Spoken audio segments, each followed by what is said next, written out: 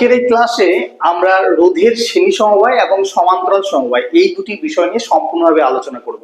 কাজে যারা মাধ্যমিক বা দশম শ্রেণীর ছাত্রছাত্রী রয়েছে তোমরা সকলে মনোযোগ সহকারে ভিডিওটি দেখতে থাকো।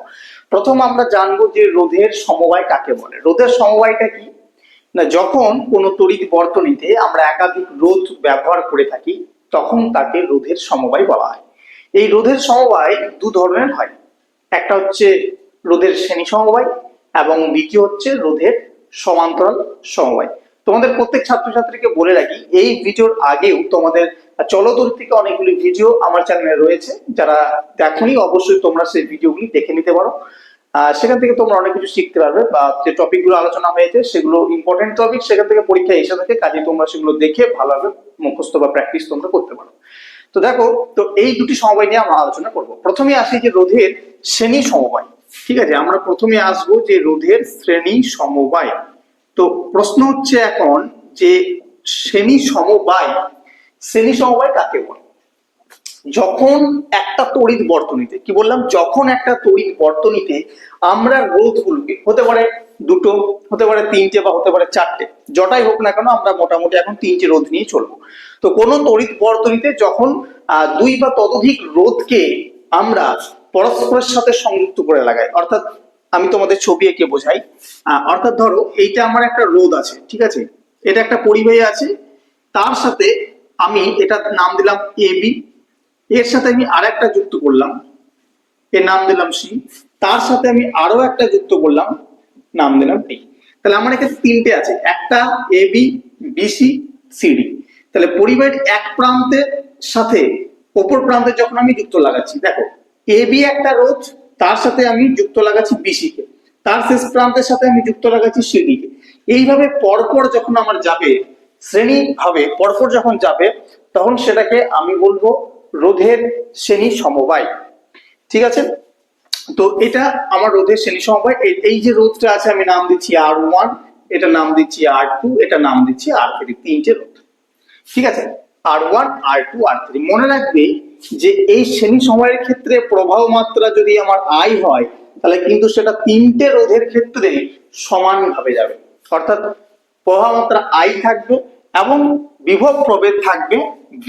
ঠিক আছে, বিভব প্রভেদ থাকবে V এবং প্রবাহ মাত্রা থাকবে I।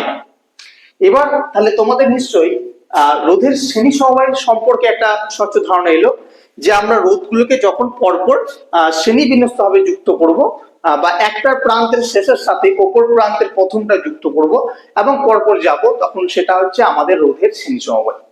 এইবার আমাদেরকে জানতে হবে যে এই রোধের শ্রেণী সমবায়ের ক্ষেত্রে আমরা তুল্য রোধ কি করে বের করব, বা তুল্য রোধের রাশিমালাটা কি, যেটা তোমাদের পরীক্ষার অঙ্কের জন্য হোক বা তোমাদের এমসিকিউ প্রশ্নের জন্য কিন্তু ভীষণ গুরুত্বপূর্ণ। ঠিক আছে, তো এখানে তোমাদেরকে প্রথমেই তুল্যরোধ কি সেই জিনিসটা আগে জানতে হবে। দেখো, তুল্যরোধ মানে হচ্ছে এই যে আমি পরপর তিনটে রোধ ব্যবহার করছি, আমি চাইবো যে এই তিনটে রোধ ব্যবহার না করে এই তিনটের পরিবর্তে আমি মাত্র একটা রোধ ব্যবহার করব। এই তিনটে রোধ ব্যবহার না করে আমি তার জায়গায় একটা রোধ ব্যবহার করব, কিন্তু সেই রোধটা কত ওহমের রোধ ব্যবহার করব সেটা তো আমাকে জানতে হবে। তো এই তিনটে রোধের পরিবর্তে আমি যে রোধটা ব্যবহার করব, ঠিক আছে, তিনটে রোধের পরিবর্তে আমি যে রোধটা ব্যবহার করব সেই রোধটাকে আমরা বলি তুল্য রোধ, শ্রেণী সমবায়ের তুল্য রোধ। কিন্তু এই তুল্য রোধটা কত হবে, তো সেটা কি করে বের করবো? দেখো, মনে করো একটা বর্তনী আছে, ঠিক আছে, একটা বর্তনী আছে, আমি এখানে বর্তনীটা এঁকে দেখাচ্ছি। ঠিক আছে, একটা বর্তনী আছে, এটা বিভব প্রভেদটা আমার ভি আর প্রবাহ মাত্রা হচ্ছে আমাদের আই। ঠিক আছে, প্রবাহ মাত্রা আই। তো দেখো, আমাদের যে তিনটি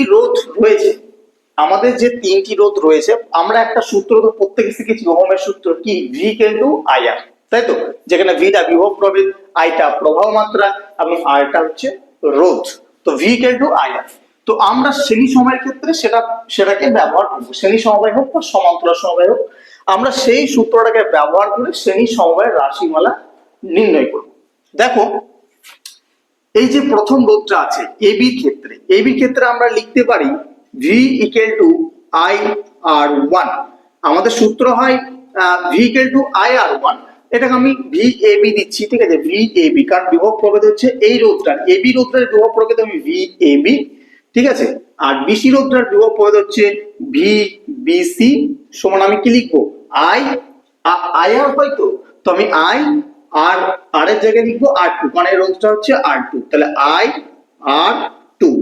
তারপরে কি বিভব প্রভেদ আছে বলো ভি সিডি, তাই তো ভি সিডি, তো ভি সিডি কাটে কি হবে আই আর থ্রি। আচ্ছা আইটা সবার জন্য সেম, কারণ আমি আগেই বললাম যে প্রবাহ মাত্রা শ্রেণী সমবায় সেম যাবে, একই যাবে, প্রবাহ মাত্রাটা একই যাবে, ঠিক আছে। তো ভিএবি ভিবিসি ভিসিডি তিনটে রোধের ক্ষেত্রে বিভব প্রভেদ equal to I R one, এটা আই আর টু, এটা আই আই আর থ্রি। কিন্তু আমার মোট বিভব প্রভেদ ভি, সেটা তিনটে রোধের জন্য ভাগ হয়ে একটা ভিএবি একটা ভিবিসি একটা ভিসিডি হয়েছে। তাহলে আমি এটা নিশ্চয়ই লিখতে পারি যে V equal to VAB plus VBC plus VCD লিখতে পারি। তার ইকুয়াল টু এখানে আমি লিখতে পারি যে বা ভি ইকুয়াল টু ভিএবি মানে কত আই আর ওয়ান, আমরা এখানে লিখবো আই আর ওয়ান। ভিবিসি মানে কত আই আর টু, আমরা লিখবো আই আর টু। আর ভিসিডি মানে কত আই আর থ্রি, আমরা এখানে লিখবো আই আর থ্রি। এবার ভালো করে খেয়াল করো যে তিনটেতে কিন্তু আই এখানে কমন নেওয়া যায়। তো আমরা কি করব এখানে প্রথমে আমরা আইটাকে কমন নিয়ে নেবো, আইটাকে কমন নিলাম, তাহলে রইল কে আর one plus R two plus R three এখানে রইল। এবার আইটা যে এখানে গুণ হয়ে আছে এটাকে আমরা কি করব নিচেতে ভাগ আকারে নিয়ে চলে আসবো, বা V by I equal to R one plus R two plus R three. এবার V by I equal to কত হবে, আমরা ওহমের সূত্রে কি জানি V equal to I R, তাই তো। তাহলে আমি যদি আইটাকে নিচে নিয়ে চলে আসি অর্থাৎ ভি বাই আই, তাহলে আমার ইকুয়াল টু কত দাঁড়াচ্ছে আর, তাহলে ভি বাই আই এর ভ্যালু কত হচ্ছে I, V by I equal to আমার আর হয়, তাহলে ভি বাই আই এর জায়গায় আমি এখানে লিখবো আর, তাহলে R equal to R one plus R two plus R three হয়ে গেল।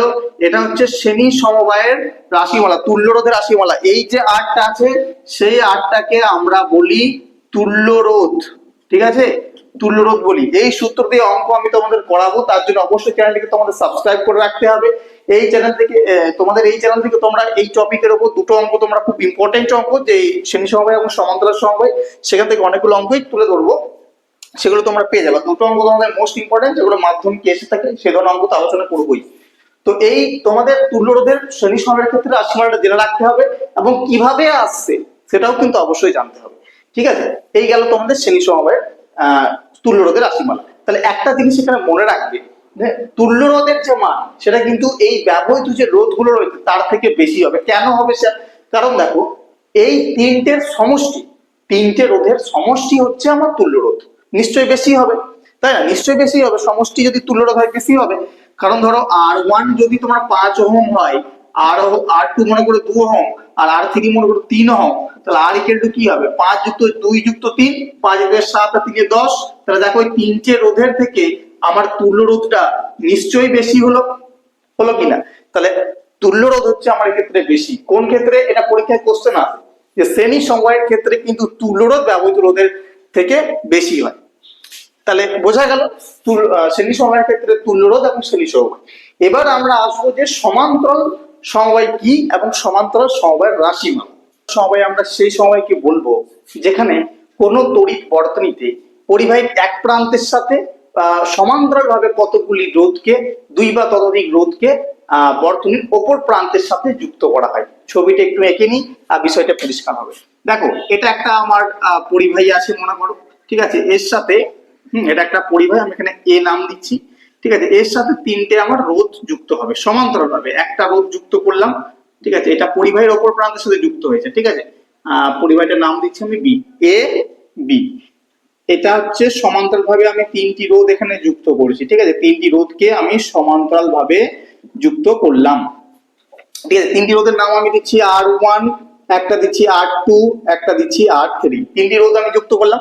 দেখো এবিটা হচ্ছে একটা পরিবাহী, তার সাথে কিন্তু আমার তিনটে রোধ যুক্ত আছে, একটা আর ওয়ান, একটা আর টু, একটা আর থ্রি। আমার প্রবাহ মাত্রা হচ্ছে আই। তো তিনটি রোধের ক্ষেত্রে কিন্তু আগে যেরকম ছিল শ্রেণী সময়ের ক্ষেত্রে যে প্রবাহ মাত্রা একই ছিল, অর্থাৎ সেম প্রবাহ মাত্রা ছিল, কিন্তু এক্ষেত্রে সেটা হবে না। এক্ষেত্রে এই যে আইটা আমার প্রবাহ মাত্রা সেটা তিন ভাগে ভাগ হয়ে যাচ্ছে। এইদিকে যাবে আই ওয়ান, তারপরটা আমি ধরে নিচ্ছি আই টু, তারপরটা হচ্ছে আমার আই থ্রি।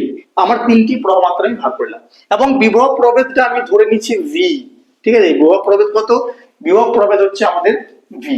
ভিটা কিন্তু একটাই, অর্থাৎ এই প্রান্ত থেকে এই প্রান্তের একটাই পরিবাহী, তার মধ্যে তিনটি রোধ। ঠিক আছে, তো বিভব প্রভেদটা কিন্তু আমার ভি। ঠিক আছে, এইবার তাহলে এইটা হচ্ছে কিন্তু আমাদের সমান্তরাল সমবায়। ঠিক আছে, সমান্তরাল সমবায়। তাহলে যদি বলে যে সমান্তরাল সমবায় বলতে কি বোঝো, তখন তুমি বলবে যে কোনো তড়িৎ বর্তনীতে পরিবাহীর এক প্রান্তের সাথে অনেক দুই বা ততোধিক রোধকে সমান্তরাল ভাবে যখন পরিবাহীর অপর প্রান্তে যুক্ত করা হয়, তখন যে সমবায়টি গঠিত হয় তাকে বলা হয় সমান্তরাল সমবায়। এবার একইভাবে আমরা কি করব, এই সমান্তরাল সমবায়ের ক্ষেত্রে আমাদের মনে রাখবে এই সমান্তরাল সমবায় কিন্তু আমাদের বাড়িতে গৃহস্থলীতে যে ইলেকট্রিক যন্ত্রপাতি লাগানো সবকিছু কিন্তু সমান্তরাল সমবায় চলে। তো আমাদের মনে রাখতে হবে যে এই যে সমান্তরাল সমবায়, এই সমান্তরাল সমবায় তুল্য রোধটা কি এবং কিভাবে বের করবো, কারণ এর উপরই অঙ্ক তোমাদের দেয়। তো এই সমান্তরাল সমবায় তুল্য রোধ হচ্ছে যে এই তিনটে রোধ আমি ব্যবহার না করে ভাই আমি একটা রোধ ব্যবহার করব, কিন্তু সেটা কত ওহমের রোধ ব্যবহার করব সেটাই তো জানতে হবে। তো সেই রোধটার মানই হচ্ছে আমাদের তুল্য রোধ। কার? এই সমান্তরাল সমবায়। কি করে বের করব চলো দেখে নেওয়া যাক। মনে করো এটা প্রথম ক্ষেত্রে, ঠিক আছে, আমরা তো এক্ষেত্রে ওহমের সূত্র লাগবে। ওহমের সূত্র কি? V equal to I R, V equal to I R, তাই না? তো প্রথম ক্ষেত্রে প্রথম যে আমার তোমার রোধটা রয়েছে, প্রথম পরিবাহীর যে রোধটা রয়েছে, সেক্ষেত্রে ভি ইকুয়াল টু কি হবে? সেক্ষেত্রে আমি নিচে দিচ্ছি, ঠিক আছে, সেক্ষেত্রে ভি ইকুয়াল টু হবে আমার ভিটা তো সেম, তো ভি ইকুয়াল টু হবে আমার আই ওয়ান আর ওয়ান, কারণ V equal to I R Y, কিন্তু প্রথম ক্ষেত্রে আমার আই ওয়ান আর ওয়ান আছে, তাই আমি ভি ইকুয়াল টু লিখবো আই ওয়ান আর ওয়ান। ঠিক আছে, আচ্ছা দ্বিতীয় ক্ষেত্রে ভি ইকুয়াল টু কি হবে? ভি ইকুয়াল টু হবে I two R two, I two R two. তৃতীয় ক্ষেত্রে কি হবে? V equal to I three R three. বোঝা গেল? তাহলে প্রথম ক্ষেত্রে আই ওয়ান আর ওয়ান, দ্বিতীয় ক্ষেত্রে আই টু আর টু, তৃতীয় ক্ষেত্রে আমার V equal to I three R three হলো। আমি কি করব, আমি এক্ষেত্রে লিখতে পারি I one equal to V by R one, অবশ্যই লিখতে পারি, কারণ আর ওয়ান এর সাথে আই ওয়ান এর সাথে আর ওয়ানটা গুণ হয়ে আছে, তাই আমি এটাকে আর ওয়ানটাকে এই দিকে নিয়ে চলে এলাম ভাগ আকারে। তাহলে I one equal to V by R one আমি নিশ্চয়ই লিখতে পারি। একইভাবে আমি এক্ষেত্রেও লিখতে পারি যে I two equal to V by R two, আর এক্ষেত্রেও লিখতে পারি আমি I three equal to V by R three. আচ্ছা তাহলে তোমরা এখানে বলবে যে sir I one I two আর থ্রি থেকে আই থ্রি থেকে আপনি কেন বার করলেন, যখন আমার ভি আমি কেন বের করলাম, I one I two I three কে কেন বের করলাম, কি এমন দরকার ছিল? ভালো করে ভেবে দেখো, যখন শ্রেণী সমবায় ছিল, যখন শ্রেণী সমবায় ছিল সেক্ষেত্রে কিন্তু বিভব প্রভেদ তিনটি আলাদা আলাদা ছিল। ভি ইকুয়াল আমরা লিখলাম না V A B plus VBC plus VCD, অর্থাৎ বিভব প্রভেদ গুলো আলাদা আলাদা ছিল, প্রবাহ মাত্রা একই ছিল। তো যেটা একই ছিল সেটা আমি বের করব না, যেটা আলাদা আলাদা আছে সেটাকে আমি বের করব। এই ক্ষেত্রে তোমরা যদি খেয়াল করো তুমি দেখতে পাবে বিভব প্রভেদটা সেম, ভি যাচ্ছে, কিন্তু প্রবাহ মাত্রা দেখো তিনটের ক্ষেত্রে আলাদা আলাদা আছে, একটা আই ওয়ান, একটা আই টু, একটা আই থ্রি, সেজন্য আমি এটাকে বের করবো। বাস এটা তোমার সুবিধার্থে, তোমার বোঝার সুবিধার্থে, যাতে তুমি এই প্রমাণটাকে করতে পারো। এবার আই মানে কি, আমার যে প্রবাহটা আমি আই ধরেছিলাম সেটা তো তিন ভাগে ভাগ হয়ে গেছে, I one I two I three. তাহলে আমরা নিশ্চয়ই এটা লিখতে পারি যে I equal to I one plus I two plus I three লিখতে পারি। এবার আমরা একে একে মানগুলিকে বস করাবো। কি আছে, বা I equal to I one মানে কত, আই ওয়ান মানে ভি বাই আর ওয়ান, কত বললাম, ভি বাই আর ওয়ান, তো আমি আই ওয়ান এর জায়গায় লিখবো V by R one. I two মানে কত, আই টু মানে ভি বাই আর টু, তাহলে আমরা এখানে লিখবো V by R two. I three মানে কত, আই থ্রি মানে হচ্ছে ভি বাই আর থ্রি, তাহলে আমরা এখানে লিখবো ভি বাই আর থ্রি। এবার দেখো বা আই ইকুয়াল টু, ভালো করে দেখো তো এই জায়গা থেকে কিছু কি কমন যাচ্ছে, অবশ্যই যাচ্ছে। কি যাচ্ছে ভাই, ভি, দেখো এখানেও আছে ভি, এখানেও ভি, এখানেও ভি, তাহলে আমরা ভিটাকে যদি কমন নিয়ে নিই তাহলে কি থাকবে উপরে, ওয়ান, আর নিচে কত ছিল, আর ওয়ান, তাহলে one by R one, one by R two plus দিয়ে one by R three. Clear, one by R three. আচ্ছা তাহলে আমরা এই যে ভিটা এর সাথে গুণ হয়ে আছে, তো ভিটাকে আমরা কি নিচে আনতে পারি, অবশ্যই আনতে পারি। তাহলে আমরা লিখবো I by V equal to one by R one plus one by R two plus 1/r3। আচ্ছা, তাহলে I বাই ভি এর মান কত হবে একটু দেখে নি। আমরা তো ওহমের সূত্র জানি, V equal to I R, V equal to I. তাহলে I বাই ভি সমান কত? এই যে I বাই ভি। আচ্ছা, আমরা এটাকে লিখছি I by V equal to কত হবে? I by V equal to 1/r। এই জায়গাটা নিশ্চয়ই বোঝা গেল না? একটু ক্লিয়ার ভাবে বলি। দেখো, ভি ইকুয়াল টু যদি আই আর হয়, ঠিক আছে, ভি ইকুয়াল টু যদি আই আর হয়, আমাকে বের করতে হবে I বাই ভি। তো আমি এটা করছি কি, ভি বাই আই করে দিলাম, নিচে নিয়ে চলে এলাম, V by I equal to R. ঠিক আছে, V by I equal to R, এটা তো বুঝতে পারলাম, এটা কি নিচে নেমে আসলো, কারণ এটা গুণ হয়ে আছে, এটা আমার ভাগ হলো। এবার আমি যদি বোথ সাইডে অর্থাৎ উভয় পক্ষে উল্টে দিই, তাহলে কি হবে? ভি বাই আইটা হয়ে যাবে আই বাই ভি, আর আরটা উল্টে গেলে কি হবে? 1/r। তাহলে এই জায়গাটা বোঝো যে I by V equal to কত বেরোলো? I by V equal to 1/r। তাহলে আমি এখানে লিখতে পারি আই বাই ভি এর জায়গায় লিখবো 1/r। তাহলে 1/r ইকুয়াল টু কি? 1/r1 plus 1/r2 plus 1/r3। এটা বেরোলো। তাহলে এখানে এই যে আরটা হচ্ছে, এই আরটাই কিন্তু আমাদের তুল্য রোধ। ঠিক আছে, এই আরটা হচ্ছে আমাদের তুল্য রোধ। এইভাবেই আমরা তুল্য রোধ বের করব। আর এটা হচ্ছে আমার সমান্তরাল সমবায়ের তুল্য রোধ বের করার রাশিমালা সূত্র। এটা থেকে আমরা সমান্তরাল সমবায়ের তুল্য রোধ বের করতে পারি। আচ্ছা, এই ক্ষেত্রে কি তুল্য রোধ ব্যবহৃত রোধগুলোর থেকে বেশি হবে? একটু ভেবে বলো দেখি। না, কারণ এগুলো আমার ভগ্নাংশে আছে, ভালো করে দেখবে।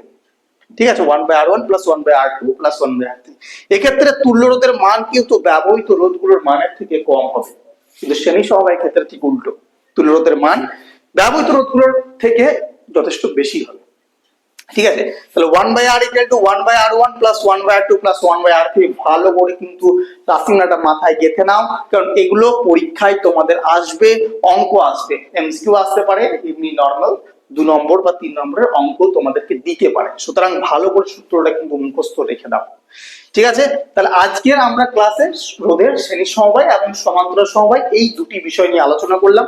এর পরবর্তী ক্লাসে আমরা এই দুটি সূত্রের উপর যে সমস্ত অঙ্ক তোমাদের মাধ্যমিকের টেস্ট পরীক্ষা এবং স্কুলের ইউনিট টেস্ট পরীক্ষা এসে থাকে, সেই ধরনের প্রশ্নগুলো নিয়ে আলোচনা করব। কাজেই সেই প্রশ্নগুলি তোমরা পেতে চাইলে এবং তাদের সমাধান পেতে চাইলে অবশ্যই তোমরা চ্যানেলকে সাবস্ক্রাইব করে রাখো, আর ভিডিওটি ভালো লাগলে অবশ্যই লাইক করো, শেয়ার করো। দেখা হবে পরবর্তী ভিডিওতে। আজকের ভিডিও এই